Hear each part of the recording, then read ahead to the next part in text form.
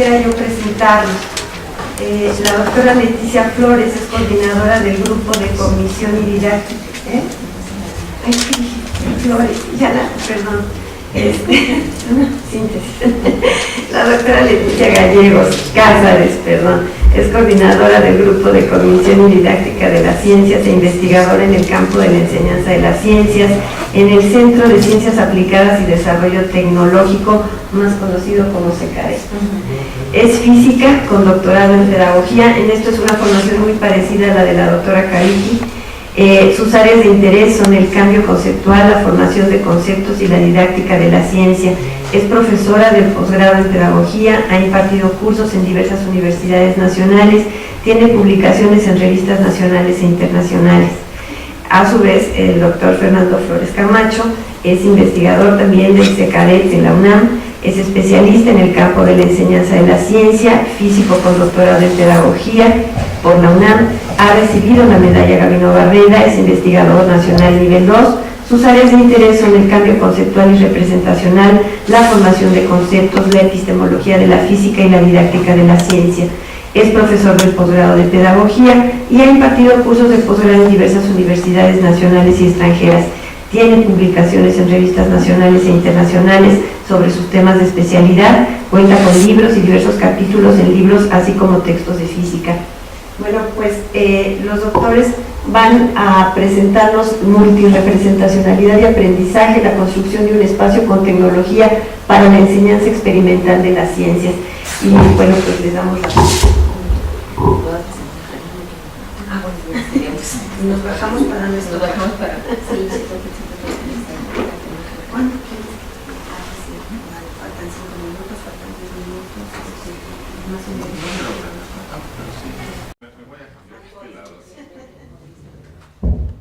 Buenos días. Muchas gracias a Ciraya por habernos invitado a participar con ustedes en este evento, en esta jornada. ¿Se oye bien? Sí. Y bueno, lo que yo les voy a presentar es un trabajo que hemos venido realizando en la propia universidad. Está dirigido fundamentalmente al bachillerato. Y el proyecto intenta mejorar la enseñanza de las ciencias física, química y biología en ambos sistemas de bachillerato. ¿Me pongo así? Tanto en CCH como en la Escuela Nacional Preparatoria. Es un proyecto que tiene su origen en la propia preocupación de la rectoría, en particular del rector. El mejorar en términos generales lo que está pasando en el bachillerato. Y dentro de esas preocupaciones nos convocó para ver qué podíamos trabajar, qué podíamos hacer para apoyar un poco el desarrollo de la enseñanza de las ciencias en el bachillerato. La función principal era construir nuevos espacios, nuevos entornos educativos en donde la enseñanza de las ciencias tuviese pues una mayor oportunidad de desarrollarse tanto para los profesores como para los alumnos. Como ya mencionó Soraya, nuestros campos de interés no solo están en la parte de la didáctica de la ciencia, sino en tratar de comprender los problemas, los procesos de construcción del conocimiento científico en los jóvenes en los niños, que es lo que más hemos trabajado. Por eso el título de la presentación, la multirepresentacionalidad y el aprendizaje, la construcción de un espacio con tecnología para la enseñanza experimental. Voy a tratar de abundar un poquito. Este logotipo que ustedes ven ahí es el que se encuentra a la entrada de cada uno de los laboratorios, ¿no?, que ahora tienen ambos sistemas, CCH, de chicos muy jóvenes, a lo mejor ya pasaron por estas escuelas, tuvieron la oportunidad de estar en ellos, y si no, a lo mejor pueden darse una vuelta a las escuelas y conocerlos. Uno de los problemas dentro del campo de la enseñanza de las ciencias tiene que ver con la pregunta de si es aún relevante la enseñanza de las ciencias en el laboratorio. Puede parecer una pregunta ingenua, ¿no? Porque si nosotros le preguntamos a la mayoría de los profesores si es relevante, casi estoy seguro que el 99.9% nos va a decir que sí es relevante. La presentación anterior de la doctora Tavichi nos ha mostrado muy claramente cómo puede ser relevante este laboratorio. Pero la percepción colectiva de los profesores, tenemos varios aspectos. ¿Por qué piensan los profesores que es relevante la enseñanza de las ciencias en los laboratorios? Uno, pues porque ayudan a los alumnos a comprender los conceptos científicos. Esto es lo que nos dice. Porque desarrollan habilidades para la experimentación.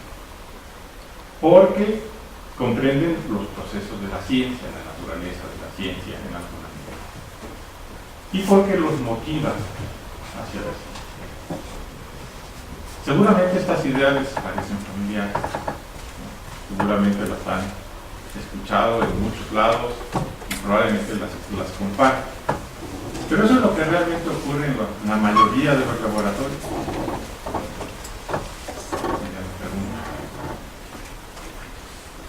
La que sigue, por favor. Las investigaciones que ha habido en torno a este problema son, digamos, nos presentan las dos partes. Hay quienes afirman que los laboratorios no contribuyen de manera importante en la comprensión de los conceptos científicos de los chicos. Y que independientemente de que tengan laboratorios con mucho equipo o con poco equipo, el hecho de las formas tradicionales en las cuales la práctica educativa, las formas en las cuales la enseñanza de la ciencia se lleva a cabo en los laboratorios, parece ser irrelevante del laboratorio. Esto lo encontramos en estudios en muchas partes del mundo. Tal vez Derek Hodgson sea uno de los más conocidos en sus afirmaciones, en hacer ver que los laboratorios en términos generales no han tenido las expectativas que se suponen. Las preguntas anteriores, ¿no?, que vimos, las respuestas que dan los profesores, que nos parecen de sentido común, cuando uno va y observa lo que está ocurriendo en un laboratorio normal. Recuerden ustedes cuando estuvieron en la prepa, el CCH o la escuela en la que hayan estado, usualmente eran, si les tocaban, ¿no?, eran actividades con un formato, con algo predeterminado, sin ninguna capacidad de darle la oportunidad, como se decía hace rato, a los estudiantes de preguntarse las cosas, de llevarlas a cabo, de analizarlas por ellos mismos. Eso es lo que ocurre. Y en esos términos, pues desde luego que no ha sido relevante. El término de la enseñanza de los laboratorios en los últimos años sigue estando en el debate, no es algo que se haya terminado. La que sigue, por favor. Entonces, ha estado nuevamente en las reflexiones, ¿no?, de los profesores, ha estado en las reflexiones de los investigadores, y sobre todo lo que ha motivado es, bueno, desde qué perspectivas nuevas podemos abordar, desde qué enfoques cognitivos, desde qué enfoques epistemológicos. Acabamos de ver un ejemplo de un enfoque histórico, ¿no?, en el cual pues se usa la historia de la ciencia para poder trabajar con los estudiantes en una actividad de esta naturaleza. Aquí sigue, por favor. ¿Qué se espera en general de las actividades de los laboratorios? Si uno hace una revisión, digamos, general, ha habido en los últimos 10 años aproximadamente una serie de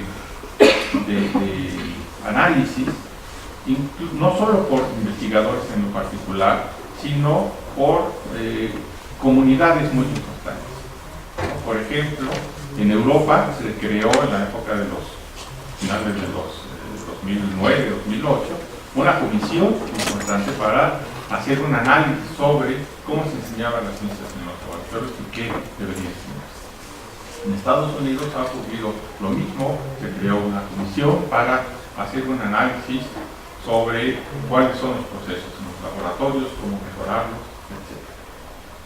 ¿La que sigue, por favor? No sé si alcancen a ver, más o menos, esto es una síntesis de los consensos, tanto de la Comisión Europea como de una comisión en Estados Unidos, de lo que deberían ser los laboratorios. Entonces, las metas, por ejemplo, que están allí, y las expectativas que se deben de poder lograr en los laboratorios. Entonces, por ejemplo, podemos ver, ¿no?, que hay un dominio, ¿no?, de los temas y de los conceptos, razonamiento científico. O sea, si se dan cuenta, son un poco las mismas ideas generales que tienen los profesores, un poquito más desglosadas. Interés por la ciencia, comprensión de la naturaleza de la ciencia, comprender la complejidad, ¿no?, y ambigüedad del trabajo científico, el desarrollo de habilidades prácticas, el desarrollo de habilidades para trabajar en equipo, etc. ¿Por qué todos estos elementos vuelven a surgir una y otra vez a lo largo de todo el desarrollo, ¿no?, de la enseñanza de la ciencia? Bueno, en parte porque a la hora de que uno está llevando a cabo actividades experimentales, pues entran en juego muchos elementos cognitivos, muchos elementos que, queramos o no, afloran desde nuestras propias concepciones implícitas, las maneras en cómo estamos interpretando y comprendiendo los fenómenos, los procesos que podemos llevar a cabo, cuáles sí, cuáles no, cuáles son las limitaciones experimentales que tenemos, cuáles son las nuevas posibilidades de construcción de nuevas hipótesis, etc. Todos estos elementos son los que van entrando en juego cuando uno se enfrenta a las posibilidades que tiene el análisis de una actividad fenomenológica, de un fenómeno físico, por ejemplo el caso del péndulo, ¿no?, que se estuvo describiendo en la presentación pasada.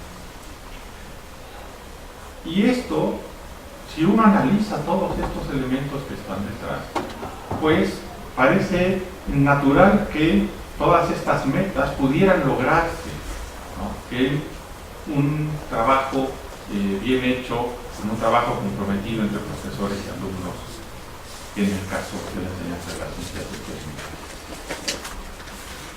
Sin embargo, repetimos, esto no es lo que ocurre, ¿no? Realmente tenemos muy pocos ejemplos. Los profesores, aunque tienen en términos generales la intencionalidad de sacar todos estos elementos, usualmente no tienen las herramientas para hacerlo, ¿sí? Hay algunos que son, digamos, más fáciles de ver, que tienen que ver, por ejemplo, con la motivación, ¿no? Los estudiantes se motivan, los estudiantes preguntan, siempre y cuando lo debemos hacer, ¿no?, que hagamos cuestiones abiertas en donde puedan realmente hacerlo. Si no, pues aunque estén en un laboratorio muy bonito, no va a suceder nada de eso. Pero hay otras cuestiones que ya tienen que ver con los problemas de comprensión, con los problemas de aprendizaje, donde es necesario empezar a replantearse el papel del laboratorio. Por ejemplo, las primeras metas, si ustedes se dan cuenta, es el dominio, ¿no?, de los temas y los conceptos del razonamiento científico. Primero habría que ver, razonamiento científico es un término muy grande, filosóficamente complejo, y habría que manejarlo con mucho cuidado. El dominio de los conocimientos y de los temas científicos que se supone un laboratorio debe apoyar, debe favorecer, se hace desde un punto de vista, desde nuestra opinión, con cierta ingenuidad. Porque se supone, en términos generales, que la acción simplemente del sujeto, de los estudiantes, sobre los fenómenos, va a dar los elementos suficientes para dar una mejor comprensión conceptual de los procesos que se estén analizando. Y esto no necesariamente es así. Y la investigación sobre el tema de la enseñanza experimental, la ciencia, la enseñanza experimental, los laboratorios, etc., usualmente no se aboca al problema de cómo se están construyendo los conceptos, los procesos, los razonamientos que están detrás de todo este ámbito posible, ¿no?, de construcción conceptual de nuestros sistemas. Y entonces lo que nosotros quisimos hacer en este proyecto es, sabemos que todos estos otros aspectos pueden irse dando y son, digamos, más inmediatos y fáciles de ver y de analizar. Sin embargo, los aspectos que tienen que ver con los problemas cognitivos no son tan inmediatos como estos. Y por eso nos propusimos construir un espacio donde lo que prevalezca es lo que dice en el título de la presentación, la múltiple representación. ¿Por qué la múltiple representación? Cuando nosotros pensamos, ¿no?, o sea, en conceptos, por ejemplo, voy a seguir usando el caso del péndulo, ¿sí? Cuando alguien le dice, oh, bueno, ¿ustedes se acuerdan qué es un péndulo? ¿Cómo funciona un péndulo? Pues probablemente se van a imaginar algo que han visto oscilando. Algunos otros se pueden recordar una actividad que llevaron en la escuela. Otros probablemente recordarán una gráfica en su libro de texto. Alguien le recordará una ecuación, ¿no?, a los que les gustaba mucho la física, ¿sí?, etc. Entran en juego muchos elementos que el sujeto, ese mismo sujeto, ya ha construido, ¿no?, ya de alguna manera los tiene como referentes implícitos. Entonces, cuando uno habla de un concepto científico como la oscilación o el periodo de oscilación de un fenómeno, pues no es solo una definición, una expresión que tenga un significado único para cada sujeto, sino que está detrás de él una construcción compleja que tiene que ver con todos estos elementos representacionales que se ha ido construyendo, que ha ido siguiendo a lo largo de su experiencia. Y estos elementos son los que les dan potencialidad de comprensión de los procesos. Lo que es usual, ¿no?, es que nuestras representaciones de todo esto, por un lado, estén fraccionadas, ¿sí?, no podamos conectarlas de manera clara. Por otro lado, están más cercanas a las concepciones previas, ¿no?, lo que se les llaman las concepciones previas o esquemas alternativos, etc.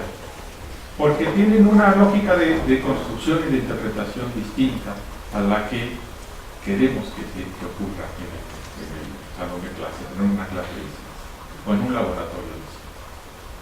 Entonces, todos estos elementos que están entrando en juego son con los que todos nosotros, cuando estamos ante una temática de esta naturaleza, pues, tenemos para poder dar sentido, para poder interpretar lo que está ocurriendo, para podernos no solo interpretar, sino hacer cuestionamientos sobre los procesos que estamos analizando. Y favorecer entonces esta multirrepresentacionalidad es algo que no se ha potenciado lo suficiente, ¿no?, en términos ya de un proceso educativo. Y eso es lo que hemos tratado de hacer. Desde luego, no solo en la representacionalidad, es igual una enseñanza centrada en el alumno, es favorecer y desarrollar actividades como las que ustedes ya vieron hace unos momentos, ¿no?, que es buscar procesos de armado de razonamiento entre los estudiantes, etcétera, como voy a ir describiendo un poquito más adelante, en cuanto les vaya presentando cómo están construidos, cómo están hechos estos laboratorios para los estudiantes del bachillerato. La que sigue, por favor. Bueno, el debate actual, ¿no?, en el cambio conceptual se ha ido moviendo con el tiempo. Yo supongo que todos ustedes ya han oído hablar de las ideas y de las teorías del cambio conceptual, ¿no? El cambio conceptual tiene sus orígenes en el darse cuenta, primero, que los estudiantes, independientemente de los niveles educativos, conservan una serie de concepciones sobre los procesos naturales y que son muy complejos y casi imposibles de modificar. Y entonces surgen las posiciones de, bueno, ¿cómo es que se puede dar desde un punto de vista cognitivo interpretación a todos estos procesos? Y surge la idea de cambio conceptual apoyado fundamentalmente en dos tradiciones de investigación. Una, que tiene que ver con la epistemología de la ciencia, ¿no?, a partir de los trabajos primeros de Kuhn y muchos otros, no voy a describir, ¿no?, es una historia muy larga. Y el otra, que tiene que ver, que tiene sus orígenes en el trabajo que ya se describió aquí desde ayer, sus colaboradores, y que también empieza a amalgamarse con las ideas epistemológicas y empiezan a construir referentes sobre teorías de cambio conceptual. Las teorías de cambio conceptual con el tiempo se fueron diversificando, ¿no?, fueron tomando posiciones diferentes, pero lo que estamos viendo, ¿no?, el reconocimiento actual que se tiene de todas estas concepciones es que no solo es el cambio conceptual el que está detrás, sino que tenemos un problema más profundo que tiene que ver con toda esa concepción inicial de los sujetos, con todas esas posibilidades cognitivas y recursos cognitivos que tiene para la acción y que en términos psicológicos les llaman representaciones. En términos epistemológicos, las representaciones tienen un estatus distinto, ¿no? Tienen un estatus de, la siguiente por favor, de dar un planteamiento más formalizado a las cosas. Entonces, esto ha llevado, ¿no?, a un nuevo papel en el contexto específico, en cómo se construyen, cuáles son los elementos centrales en la construcción de las concepciones de los alumnos, en el replanteamiento, como decía yo, del análisis y de los marcos teóricos que tienen que ver con el cambio conceptual y representacional. Y si bien los debates actuales retoman el contexto de intencionalidad, los procesos cognitivos y los supuestos epistemológicos subyacentes en las construcciones de los estudiantes, pues todos estos elementos tenemos que buscar cómo darles cierto sentido, darles cierta coherencia para poder, ¿no?, tener un proceso educativo. Y ese es, digamos, que es el reto que se han enfrentado estos laboratorios. Por lo tanto, bueno, como ya les acabo de mencionar, ¿no?, esta evolución de la teoría del cambio conceptual ha puesto en el centro de la discusión nuevamente la noción de representación. ¿Por qué? Porque es un marco que amplía las consideraciones sobre el cambio, ¿no? Es un enfoque que va más allá de tener los conceptos científicos y sus procesos de construcción individual y promueve y desarrolla los procesos de construcción, sí, en parte individual, pero también desde un punto de vista colectivo. Porque las representaciones, cuando son explícitas, no solo son explícitas para los propios sujetos, sino para los demás, los que están con ellos, y entonces eso favorece los procesos de análisis, de argumentación y de desarrollo de ¿Qué implica este cambio, ¿no?, de perspectiva en términos generales?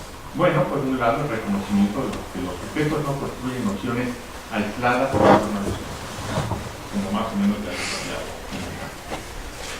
Que hay un proceso de inmersión donde la fenomenología se percibe e interpreta en un entorno con un alcance cognitivo inmediato, que los procesos se interrelacionan, ¿no?, imágenes, gráficos, esquemas, símbolos, representaciones previas, etc.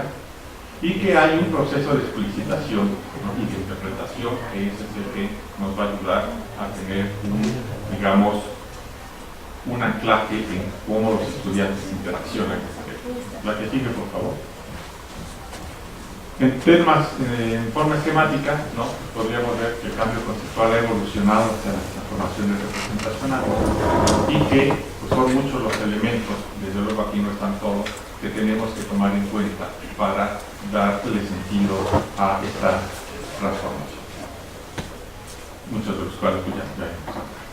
Voy a presentarles ahora, porque ya me queda poco tiempo, ¿no?, un poco cómo ha sido parte del proceso. Estos son los procesos didácticos que hemos construido, no sé si alcanzan a verlo. ¿sí? En torno al aprendizaje de laboratorio.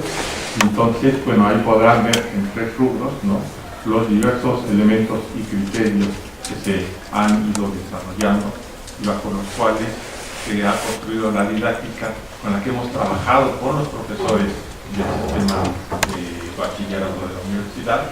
Y ahorita les voy a ir relatando, les voy a mostrar cómo están los nuevos espacios, ¿no?, cuáles son los logros que se han obtenido. La que sigue. ¿Cómo es la propuesta? Bueno, en el proyecto de los laboratorios de bachillerato se ha tenido propósito, obviamente, de construir un espacio que permita la experimentación, como ya se dijo, la actividad de aprendizaje. Una propuesta educativa centrada en los procesos de transformación conceptual y representacional, contar con elementos para la exploración experimental en diversas formas de registro y análisis, y la incorporación, esa es la ayuda que tienen las TIC. O sea, las TIC en este caso vienen a ser un soporte nada más, ¿no? No son laboratorios virtuales, son laboratorios donde se hacen experimentos. La que sigue, por favor.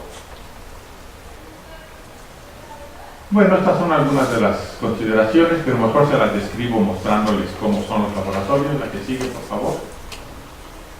Estos son los laboratorios actuales. No les traje imágenes de los anteriores porque son laboratorios que se hicieron en la época de los 40, 50, 60, etcétera. Ya se imaginan cómo son. Algunos de ustedes pasó seguramente, o casi todos pasaron por uno de estos laboratorios. Entonces, estos laboratorios tenemos en la actualidad 102 laboratorios construidos y funcionando con los sistemas de bachillerato. Más o menos son la mitad en la Escuela Nacional Preparatoria y la otra mitad en el Colegio de Ciencias y Humanidades.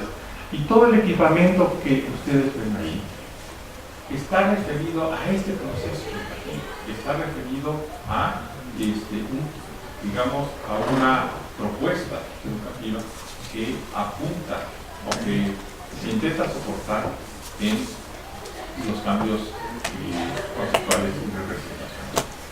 La tarea compleja, ¿no?, es que evidentemente los profesores empiecen a trabajar en todo este proceso, a comprenderlo, a darle sentido, a dar potencialidad a todos estos laboratorios. Entonces, ustedes podrán ver ahí que hay microscopios al mismo tiempo, computadoras, etcétera. Parecen cosas usuales de un laboratorio tecnológico actual. Sin embargo, el sistema que tiene permite, por ejemplo, que el profesor sepa lo que está pasando en todas las mesas de los alumnos, permite la comunicación de los alumnos, todos, entre todas las mesas, con el exterior, si se quiere hacer con otros laboratorios que estén trabajando algún tema semejante. Les permite hacer todo lo que tengan en términos de construir representaciones. Les permite tener simuladores trabajando al mismo tiempo que se hace el experimento, ¿no? Por ejemplo, en los casos que se describían hace rato del péndulo, esta era una aproximación histórica, entonces no había elementos. Pero muchas de las preguntas que se hacían los chicos ahí sobre la longitud de los péndulos, las masas, etcétera, podían estarlos haciendo y en este caso simultáneamente tener un simulador adecuado y ver qué pasaba con esas hipótesis que aventuraban, teniendo las mismas condiciones que el experimento, ¿no?, en el caso de luego simulado ideal, sin dejar de hacer y de observar físicamente lo que está desarrollando. Entonces, todos estos elementos están armados para apoyar este proceso representacional que sigue. Allá hay un laboratorio vacío, no aquí como se ve en una de las escuelas preparatorias. Son laboratorios que permiten trabajar las 3 disciplinas al mismo tiempo, física, química y biología, y bueno, pues cuentan con todos estos elementos, no solo tecnológicos, no solo de tecnología de la información y la comunicación, sino también se hizo un equipamiento completo de los laboratorios, ¿no?, con cosas tan simples, ¿no?, como las que aquí ya se vieron, ¿no?, para hacer las cosas que a los alumnos les van ocurriendo en el momento, las ideas que van desarrollando, y también con equipo que les permita tener decisiones mucho más precisas, por ejemplo, en tiempo real, y ir construyendo sus representaciones gráficas. real, al mismo tiempo que tiene otras formas de interacción. ¿La que sigue, por favor? Bueno, obviamente habría que empezar a construir nuevos esquemas, ¿no?, y propuestas didácticas. Se construyeron por disciplina, 3 libros para los profesores, donde hay una inmersión. Un tema de las secuencias es realmente, eso lo dijo la doctora Gallegos, ¿no?, y es de todo el proceso, digamos, en el cual los alumnos pueden, y los profesores, trabajar desde el enfoque educativo que está planteando todos estos elementos, y no dejarlo simplemente a que caiga nuevamente en actividades rutinarias. Estas secuencias son modelos, no son cosas que tengan que seguir al pie de la letra, pero también son modelos hechos con cuestiones señalables. El estudiante tiene aquí una enorme posibilidad de poder plantear situaciones nuevas, de poder desarrollar todos sus elementos. La que sigue, por favor. Ya casi me acaba el tiempo. No. Bueno, son algunas evaluaciones que hemos estado haciendo sobre cómo los profesores y los alumnos van, digamos, poco a poco. Este es un proceso de largo plazo. ¿Sí? Sabemos y somos conscientes que va a ser un proceso de varios años, a veces más de los que uno quisiera, pero creemos que va por un buen camino. Cada vez más profesores tienen un mejor, digamos, uso de los elementos, no solo desde el punto de vista técnico, sino educativo, que es lo que más nos interesa, y hay una apropiación y una integración paulatina de todos estos. Desde luego que hay mejoras. La que sigue, por favor. En el aprendizaje, ¿no? Estamos en un proceso de evaluación ya muy puntual sobre cierto tipo de nociones, con cierto tipo de actividades en estos laboratorios, cómo van cambiando. Y pues hasta ahorita todos nuestros resultados son bastante alentadores. Ahora, estos son evidentemente resultados de profesores que ya se han incluido completamente en el proceso, que están trabajando de manera entusiasta, ¿no?, y muy adecuada. Pero no podemos decir que esto sea la generalidad, pero bueno, hay profesores desde quienes aún ni siquiera quieren entrar a los laboratorios porque todavía les da miedo entrar, ¿no?, hasta aquellos que empiezan a explorar qué se puede hacer, empiezan a darle sentido a todos los elementos que están ahí. Si ustedes imaginan todo proceso de esta naturaleza, pues siempre tiene un proceso complejo de aceptación de una comunidad, dado que además es una transformación bastante radical la que se les ha planteado desde un laboratorio tradicional, ¿no?, lleno de cierto tipo de elementos y de formas de trabajo, a uno mucho más abierto, con una potencialidad de comunicación entre los alumnos, de trabajo colaborativo realmente muy bien. La que sigue, por favor. Bueno, ¿por qué todo esto? Porque, bueno, en una perspectiva actual, ¿no?, la enseñanza de las ciencias tiene 3 campos principales que no debemos estudiar, ¿no? Por un lado, lo que son las estructuras y procesos cognitivos. Por el otro, los marcos epistemológicos y los procesos y contextos históricos. Todos estos 3 elementos deben de, en una visión contemporánea de la enseñanza de las ciencias, estar articulados, estar ligados. Y todos los aspectos educativos que podamos desarrollar en torno a ellos no debemos dejarlos de lado, porque descuidar uno de ellos implica tener o repetir situaciones indeseadas, ¿no?, que no nos gustaría que se vuelvan a presentar en la enseñanza de la ciencia, o implicaría pues tener un proceso de construcción en los alumnos, un desarrollo en los alumnos no como que quisiéramos. Muy bien, creo que estoy en tiempo. Sí. Muchas gracias. Nuestros ponentes hayan causado dudas o, en fin, a mí me las causa porque estamos acostumbrados a otra forma de enseñanza. a formas muy tradicionales, en donde la duda parece algo que no debe aparecer, la frustración, las contradicciones, y a mí me parece que estas propuestas que nos han hecho pueden presentar ese tipo de, o incluso invitan a que los estudiantes tengan ese tipo de procesos.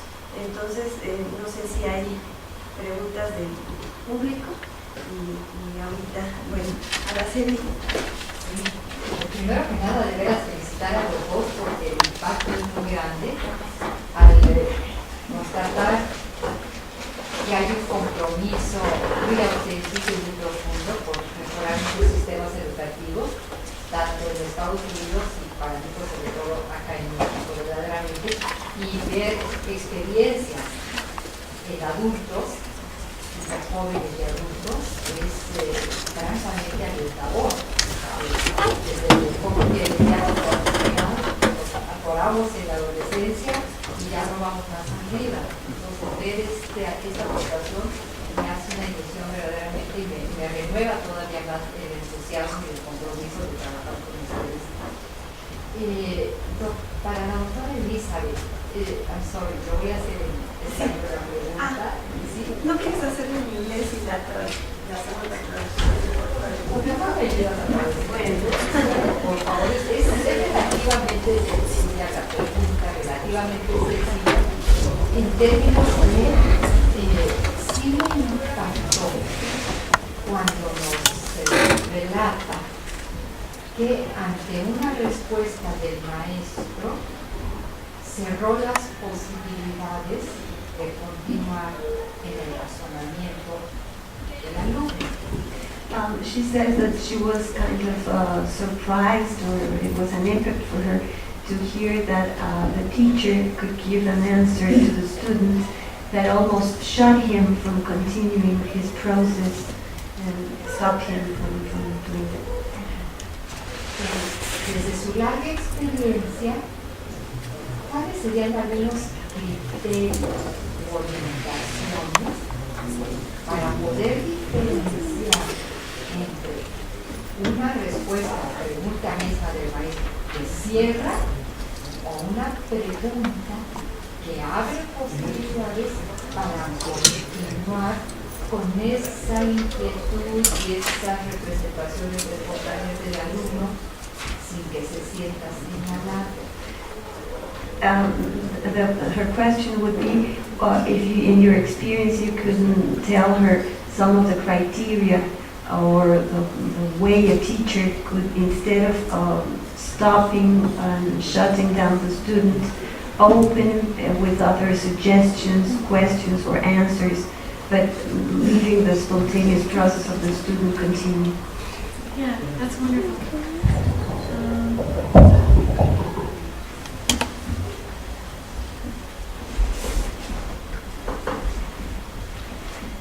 That's a wonderful question and thought, and one way that I try to be sensitive to the student, to open where their thinking may go further, is by having the teacher be curious about the student's ideas and experiments. Do you want to translate? Yeah. The teacher's curiosity for the student work. Dice que, bueno, que me encanta la pregunta y que ella considera que lo que necesita el profesor es ser sensible con el estudiante para abrir su pensamiento por medio de su curiosidad acerca de lo que está sucediendo, del trabajo del estudiante. So maybe the teacher would ask, I wonder what would happen if we try that? Try that being something that the student was uncertain about or tentative about, but the teacher encourages, okay, let's do it. Que un ejemplo sería que el profesor dijera, me pregunto qué es lo que sucedería si intentamos esto o aquello, que sería algo que el propio estudiante ha dicho que le causa duda. no está seguro.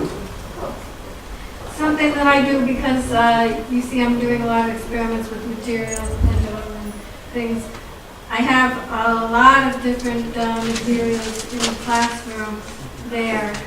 And if a student has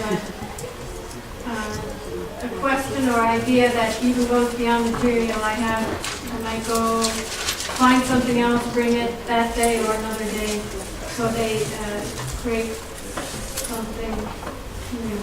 I'm going to add something to your answer.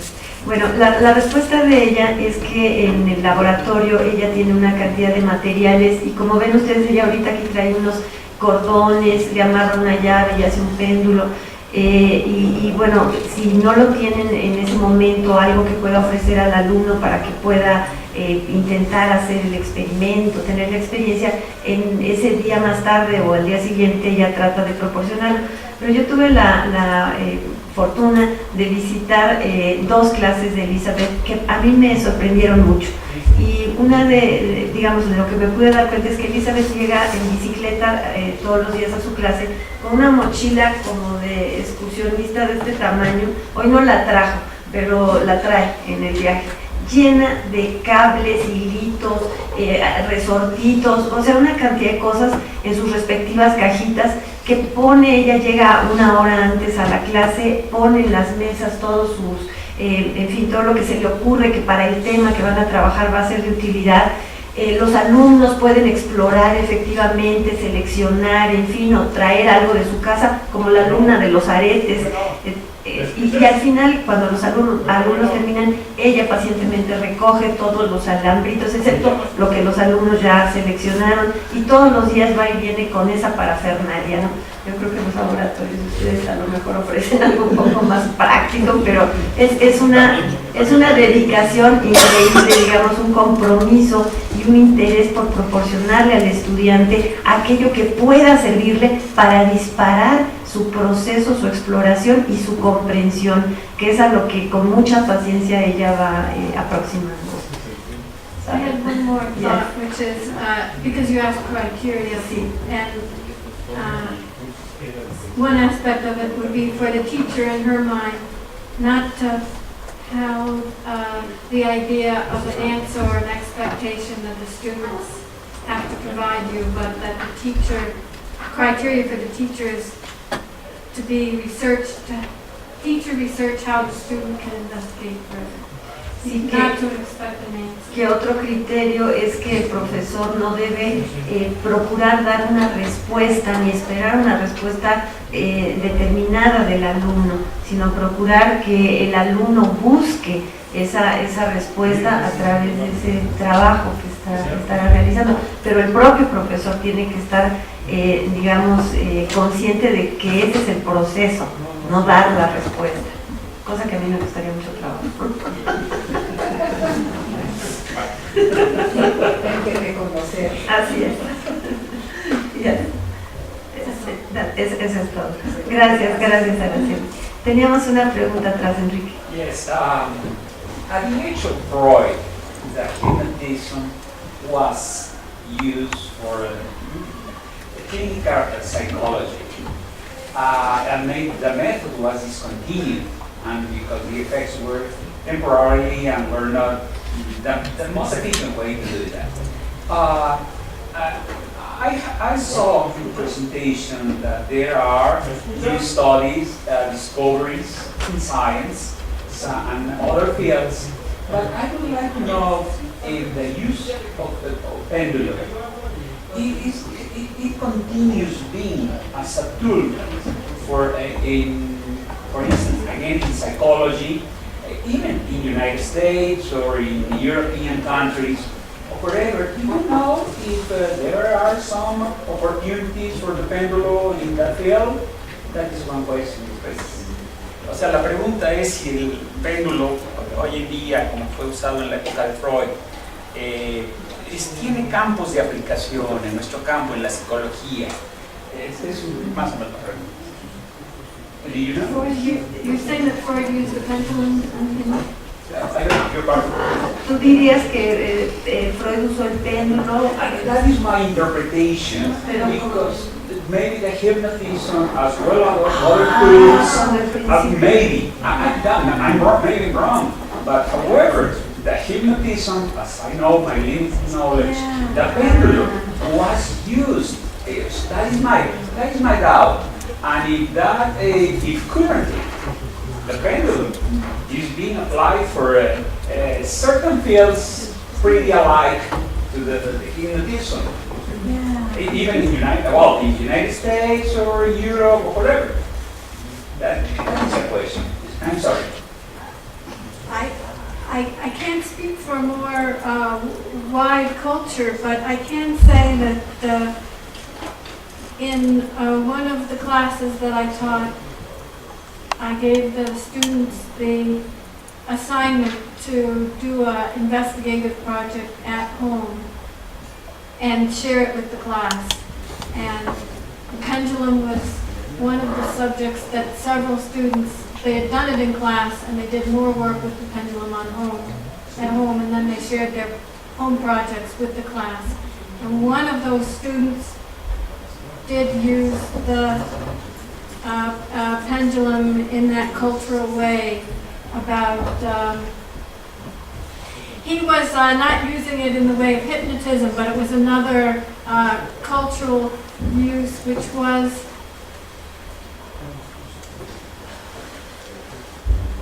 I think if it swung, you held it and you let it was a human thing, you would hold it and let it swing, and something about the direction it swung would tell you, the observer, about their emotional state.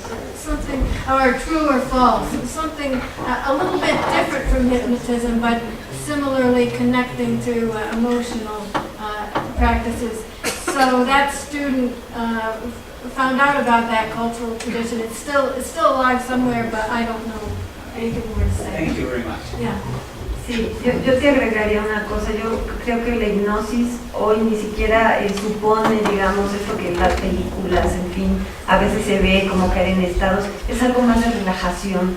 En muchas ocasiones todavía hay ciertos usos terapéuticos y se usa el término hipnosis, pero no, digamos, como vemos en las películas, sino técnicas, digamos, que hacen que haya un relajamiento en el sujeto y tenga, acepte cierta sugestión, pero con mucha conciencia. O sea, el sujeto no está en otra niveles inconscientes ni nada por el estilo. No sé si un uso cultural que yo conozco del péndulo actualmente es para determinar el sexo del bebé y de la mujer embarazada. Ah, sí, sí. Si lo ponen y gira de determinada forma, es mujer, y si lo ponen de otra manera, es hombre. Ahora que de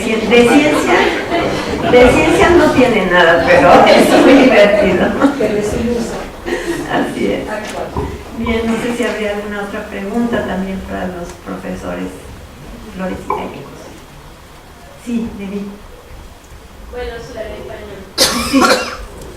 Igual, para las lecturas, cuando hacen este trabajo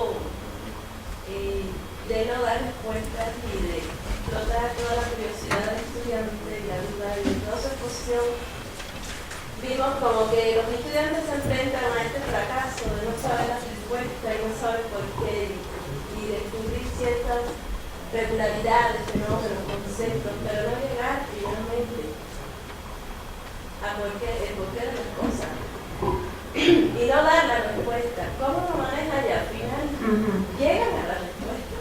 The question would be facing the frustration of the students trying to reach the right answers, but not being able in principle to do it.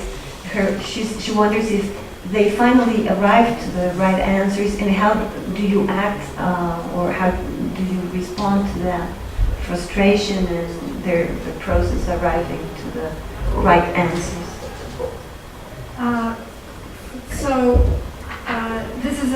This is in my way of teaching, it comes up in that I do not hold a view about right answers or an expectation of right answers to be produced in my classroom, but the students from their prior education come in thinking that that's what I want.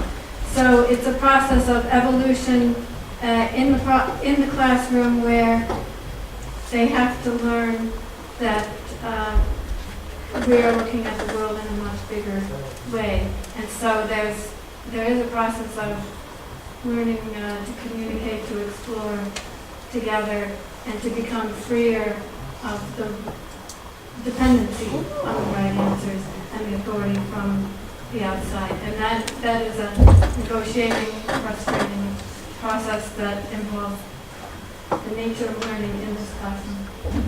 Sí, dice que en principio ella no les plantea que esté esperando una respuesta correcta de partida, pero que los alumnos, porque vienen de los cursos tradicionales, ellos mismos tienen como esa exigencia, y sí hay una gran frustración porque sienten que no están encontrando algo que suponen que deben encontrar, y ella no se los proporciona inmediatamente, sino que trata de que vean que el mundo que están estudiando, que la naturaleza es algo mucho más amplio, y que vayan llegando a... Yo tengo que decir que hoy no lo puedo presentar de esta manera, pero todos estos trabajos que los alumnos con esta exploración tan amplia van haciendo, sí se van acercando y encontrando, sobre todo en estas, comparando, pero sin ser el punto de partida, sino el punto de llegada, sus resultados con los resultados que pudo tener Galileo o algún otro investigador en la historia, pero ellos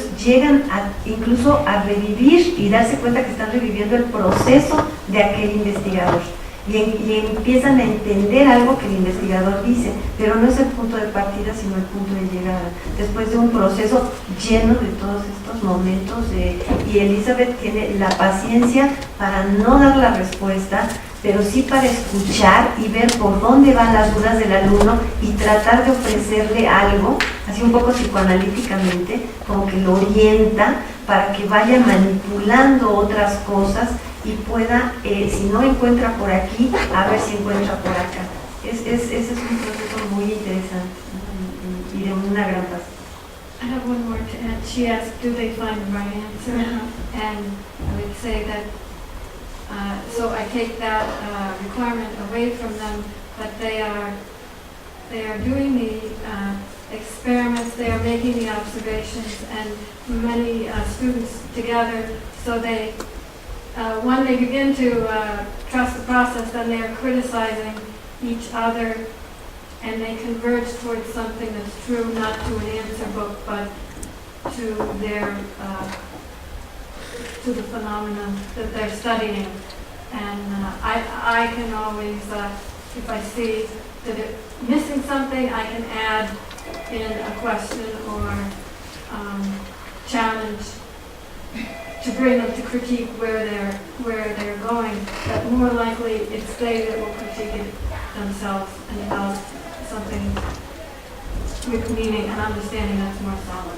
De entrada los libera de la respuesta, de tener que dar una respuesta correcta, pero como además están haciendo el trabajo colectivamente y unos critican lo que los otros están haciendo en el buen sentido, y van cuestionándose y están trabajando el experimento y haciendo observaciones y registros sobre el fenómeno que están estudiando, finalmente van llegando a ciertas respuestas que colectivamente van, digamos, acotando, y si ella se da cuenta que algo está faltando, ella puede agregar alguna pregunta, alguna orientación para que hagan algo que los acerque a ir respondiendo esto que no ha quedado, digamos, claro en el proceso que están estudiando. Bueno, yo tengo una pregunta para Leticia y para ahorita Julio vamos y regresamos con ustedes, pero para Fernando y para Leticia. Sí vi al final que hay un trabajo con los profesores, pero también sé que muchas veces hay una gran resistencia, o sea, porque los alumnos tal vez lleguen al laboratorio y les dé gusto encontrar un espacio nuevo, equipado, en fin, aunque no sepan mucho qué pueden hacer o estén con, en fin, la expectativa. Pero sí también, y porque aquí hemos pasado un proceso de cambio curricular y vemos que los profesores resisten a la actualización, o sea, ellos quieren hacer lo que siempre han hecho. ¿Cómo están ustedes abordando, digamos, esta enorme resistencia? Con resistencia. Más resistencia. Bueno, en efecto sí es un problema, a final de cuentas, de resistencia cuando están, a todos los profesores pues están encaminados a hacer sus actividades experimentales de una determinada manera y de repente el espacio les es totalmente ajeno. Es decir, es un espacio en el que los chicos están puestos para colaborar y discutir. Las computadoras están puestas para que se comuniquen, para que se apoyen. Las cuestiones experimentales están todas puestas ahí para que ellos experimenten y discutan y analicen, y entonces de repente ellos están como fuera, como dicen, bueno, ¿y ahora cómo trabajan? Entonces, claro, los profesores han mostrado muchísima resistencia a hacer un cambio e incorporación sobre las tecnologías, porque de entrada, bueno, habrá que decirlo, y ustedes no me dejarán mentir, los profesores en un gran porcentaje son mayores, muy mayores de edad, y entonces el uso de las tecnologías no las tienen tan habilitadas, y entonces ha habido que hacer todo ese proceso de incorporación de esta planta de profesores hacia las tecnologías. Entonces ese es un punto de desventaja que siempre ellos han sentido, es decir, entran a un lugar a donde el alumno se mueve mucho mejor que ellos y donde sienten que de entrada no tienen todo el control, porque siguen pensando en esta idea de control. Entonces ha habido mucho que hacer de formación en la parte de tecnología, de abrir cuentas de correo, de abrir cuentas y espacios para que abran plantillas de Google Docs, para que hagan plantillas, para que trabajen con los alumnos de esta manera. Pero esta es una línea, la línea tecnológica. El otro punto es que siguen pensando que el laboratorio es un laboratorio de demostración o de repetición, y esto implica una transformación radical en la manera en la que están pensando. Pues, ¿qué hemos hecho? Bueno, hemos trabajado con los profesores durante 3 años ya casi. Hemos incorporado a grupos de profesores con nosotros desde el principio. Si ustedes los escuchan les dirán que nadie los consultó, pero con nosotros han estado trabajando grupos de profesores de los planteles desde hace 3 años, desde que se empezó a hacer la propuesta para incorporar sus observaciones. Esos grupos de profesores después también nos apoyó en la construcción de las actividades que dieron ahí de los libros. Ellos, los libros, los incorporamos, hicieron con nosotros las actividades experimentales, diseñamos toda una propuesta de por qué debían tomar en cuenta las ideas de los alumnos, en dónde deberían de meter, por ejemplo, alguna cuestión tecnológica, dónde el experimento era la parte central, discutir desde la parte disciplinar, la parte educativa y la incorporación de todos los elementos, para dejar como un esquema de decirles, no es un marco de donde tienen justamente que moverse, sino es algo que les permite saber toda la movilidad que pueden tener, porque sus alumnos se van a mover. Es decir, sus alumnos no van a estar restringidos a un determinado cuadro en el que ellos van a trabajar, sino que ustedes van a permitir que sus alumnos se muevan, y en ese sentido estos esquemas que hemos construido con los profesores han servido, como dice Fernando, un modelo que ayuda a que el profesor entienda qué cosas son muy importantes de manejar y cómo las puede incorporar. Por ejemplo, algo muy sencillo, lo de las ideas previas. Todos los profesores nos dicen, hay que saber lo que los alumnos piensan. ¿Cómo vamos a saber lo que los alumnos piensan? Ok, describimos varias formas. ¿Y ahora qué hacemos con lo que los alumnos piensan? Entonces, la mayoría de las veces es que las guardamos, ¿no? Para que después... No, pues no las pueden guardar, tienen que sacarlas en cada momento, porque justamente eso es donde están partiendo. Ahora ¿qué les van a dar? ¿Y cómo los van a trabajar? Y de ahí un poco van comprendiendo la amplitud y la necesidad de tener muchas herramientas y tratar de comprender lo que el alumno va trabajando y va haciendo.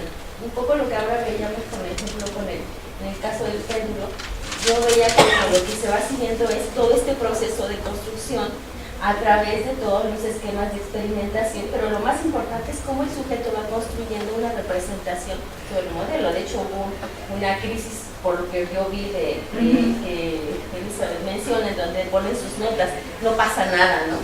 Ha estado sucediendo todo esto y no pasa nada. Cuando uno se da cuenta que no pasa nada es cuando uno entra en crisis, porque todo lo que he hecho no pasa nada a mis alumnos. Y pareciera que después de repente da un salto. Entonces, esas son las cosas que hemos ido trabajando con los maestros, pero ha sido un trabajo lento, no con muchos, con muy pocos. Hemos tratado de generalizar algunas cosas. Los maestros, muchos se resisten, dicen, es lo mismo, hay muchas respuestas, es lo mismo que yo hago. O sea, eso que tú me dices es lo que yo hago. y es muy difícil que se dé cuenta que no es exactamente lo que él hace, lo que uno les propone. Poco tiempo va tomándoles, en el cual se van dando cuenta de que sí es cierto, no es lo mismo. Después, ¿por qué no me das prácticas hechas? Si a final de cuentas eso es lo que quieren que hagan, no, porque no les puedo dar prácticas hechas. Ahí ustedes tienen que generar toda la propuesta tiene que ver con lo que el alumno sabe, lo que ustedes quieren curricularmente y demás. Y es todo ese acompañamiento. Estamos ahora justamente tratando de echar a andar, y esa es una siguiente tarea, un diplomado en el cual se puedan ir incorporando las cosas, pero ya en un proceso de mayor generalización, ya no como en este grupo pequeñito que fuimos, con el que fuimos trabajando, que finalmente se redujo a tener 6 profesores, 2 por cada disciplina, una de cada subsistema con el que estuvimos trabajando. Damos una aclaración, ese grupo pequeño fue el que ayudó a hacer las actividades. En realidad hemos trabajado con 400 profesores que han estado capacitando a lo largo de bueno, tuvimos que como 50 profesores al principio, después se amplió a 400 profesores y de ahí seleccionamos a 6 para trabajar con las ciencias. Muchas gracias. Pero como hemos hecho así, como resistiendo Julio, más gente. y alguien más, Nora, y luego el ¿sí? Nada más, la pregunta es, ¿estas propuestas se están llevando exclusivamente a nivel bachillerato? Y ¿hay planes para integrarlas a nivel universitario? Pues, ¿sería conveniente? Esta es una pregunta interesante y que tiene una respuesta difícil.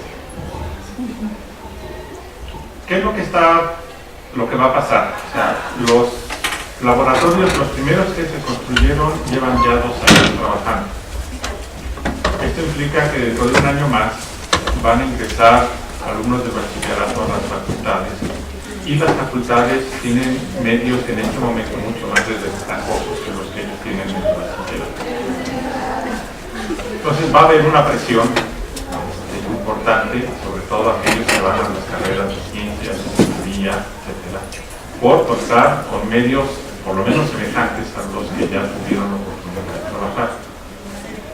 ¿Dónde está el punto difícil?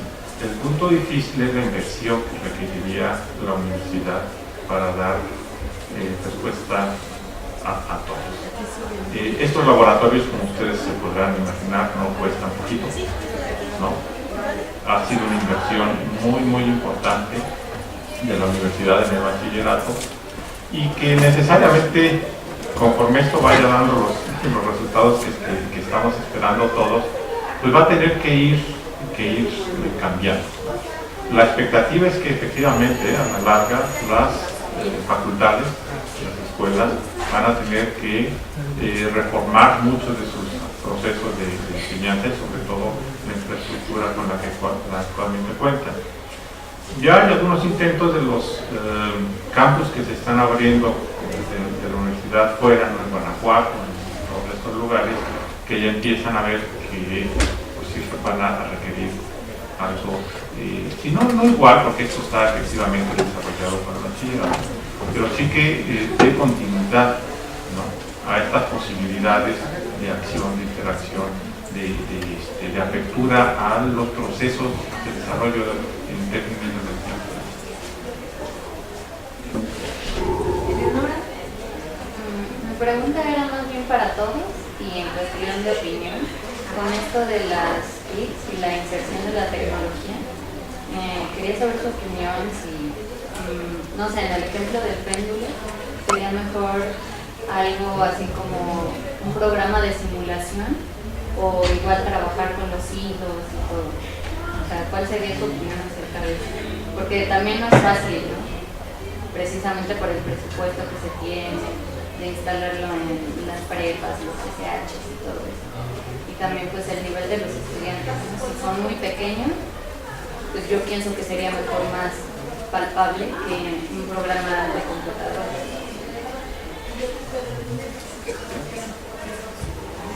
Bueno, las tecnologías nosotros las vemos siempre como una herramienta, no como algo que hay que no adecuar nuestros procesos educativos a la tecnología. sino plantear un proceso educativo y entonces ver qué elementos de la tecnología son los que me sirven para esto. Si yo estoy haciendo una propuesta de un análisis histórico, como el que ustedes vieron en el caso de Elizabeth, y lo que quiero es que el alumno tenga un poco la vivencia, se enfrente a los retos que pudieron haberse enfrentado personajes como él, Galileo, etc. Entonces, no necesito usar ni un simulador ni nada, me basta efectivamente con cuerpos sólidos, con hilos, y los puedo manipular de muchas maneras y de ahí sacar una serie de procesos importantes. Ahora, si lo que yo quiero es, junto con ello, que el estudiante pueda construir una representación mucho más amplia y tenga otros elementos de posibilidades de acción sobre los fenómenos, entonces uso la tecnología, pero no como sustituto. Uno de los rechazos más importantes que tuvieron los profesores al principio es que alguien propagó la idea de que eran laboratorios virtuales, ¿sí? Y por más que se les decía que no era eso, hasta que no los vieron y están en ellos, no creían que no fuesen virtuales. Un simulador es útil, pero es solo una parte de un proceso de construcción que me aporta ciertos rasgos sobre cómo comprender un fenómeno físico, pero no me representa la totalidad del fenómeno físico y no sustituye en ningún momento a la exploración física que yo puedo hacer. Y no tiene que ver tanto con las edades. Con las edades tienen que ver el dejarles que lleguen hasta donde ellos puedan construir sus conocimientos. ¿Sí?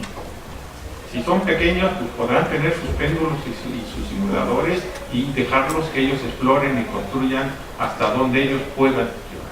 Si son más grandes, como estudiantes de las universidades, bueno, tendrán otros elementos, pondrán retos. Por ejemplo, el reto de hacer que los dos péndulos oscilen en un segundo. ¿No? ¿Cómo lo voy a lograr? ¿Cómo lo voy a medir? Bueno, ahí puedo tener apoyos con sensores, etcétera, para físicamente hacerlo, medirlo, tener unas gráficas, etcétera, y no estar contando de uno. ¿Sí? Lo puedo hacer así, pero la pregunta es la misma y lo puedo resolver de una manera o de la otra. El punto está en un sistema, ¿no?, de educación como el nuestro. La preparación no solo va en términos de las posibilidades de desarrollo, de construcción de un proceso físico como este, sino también en cómo puede ayudar al estudiante a tener otros elementos que le van a permitir incluso plantearse otro tipo de cosas. El hecho de tener otros elementos tecnológicos también me ayuda a plantearme nuevas preguntas sobre los procesos. Entonces, la finalidad de tener todos estos elementos no es ni sustituirlos, ni a final de cuentas solo el uso de las herramientas, sino es la complementariedad en la construcción de las nociones.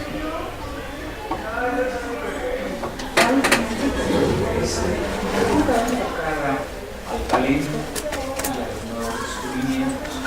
Si bien es cierto, vimos en la presentación, son laboratorios experimentales, pero aún así hay gente muy talentosa en México, que puede llevar a nuevos descubrimientos. La pregunta concreta es, si en el laboratorio, aún a nivel de laboratorio, se identifica gente con ese talento, con el enfoque científico, con esa mente despierta que hay en México, que México lo necesita mucho, ¿qué paso sigue? Yo creo que es un excelente esfuerzo lo que se está haciendo en los laboratorios. ¿Qué paso sigue cuando se identifica ese nuevo talento a ese nivel, esos descubrimientos que pudiera haber ahí, que a lo mejor están... ¿Qué se hace? ¿Cuáles son los siguientes pasos? Mira, Yo creo lo más importante sería que los profesores pudieran reconocer los talentos. O sea, ahí tenemos un problema. Hace rato le preguntaban a la profesora Elizabeth sobre los criterios para decidir cuándo una pregunta se haga va a apoyar el desarrollo del alumno o cuándo lo puede hacer. Eso se puede aplicar al otro caso. Cuando un profesor es capaz de determinar con lo que está observando y cómo está observando al alumno, que es un alumno que tiene esas posibilidades, o cuando está dejando pasar lo que el alumno desarrolla y hace simplemente porque no tiene posibilidades de verlo. O sea, dentro de su esquema de estructura de cómo debe ser un proceso educativo, no lo puede ver. Entonces, lo primero que tendríamos que resolver es eso. O sea, a final de cuentas estamos hablando del replanteamiento de la formación de los profesores que tengan esas posibilidades de hacer preguntas adecuadas, de guiar a los alumnos sin darles las respuestas definitivas. Es realmente, miren, uno de los problemas que nosotros tuvimos al principio que trabajábamos con los profesores es decían, bueno, a ver, planteemos una actividad experimental, ¿no? Planteemos la carga eléctrica. ¿Cómo vamos a enseñar a los alumnos la carga eléctrica? Era casi imposible que se les ocurriera una pregunta que no fuera decirles, ¿qué es la carga eléctrica? Sí. Entonces, mientras no cambiemos esos elementos, pues el propio sistema, ahora en términos generales, no va a percibir con claridad quiénes son sus alumnos que tienen esas posibilidades y después qué hacer. La universidad no detecta talentos y no tiene programas de fomento de talentos. La calificación tampoco es parámetro para detectar. Desde luego que no, porque la calificación está en función de mi esquema de lo que es enseñar y aprender. Bueno, pues muchísimas gracias a todos. Los invitamos a la siguiente sesión a las 5 de la tarde. Vamos a tener 2 extraordinarias conferencias. Ojalá nos puedan acompañar. Y bueno, como ven, este tema da para todavía muchísimas inquietudes y seguirlo trabajando. Así que bueno, los tendremos informados de otras actividades y publicaciones que ya vienen pronto. Muchas gracias y buenas tardes.